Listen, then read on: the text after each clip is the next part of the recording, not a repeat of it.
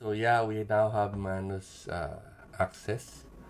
So we'll try something that I wanted to try for some time now, which is to research two-bedroom condominium units in Singapore. So I asked it to look for condominium units in the east of Singapore. And also the project should not be more than 5 years old.